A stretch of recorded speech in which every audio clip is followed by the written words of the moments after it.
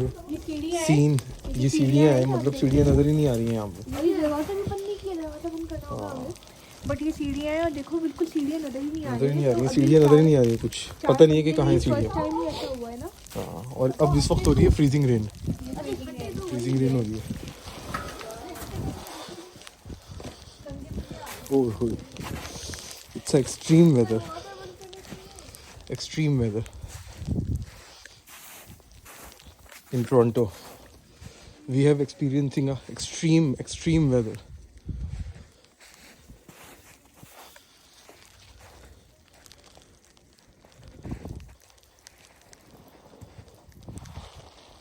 Extreme weather.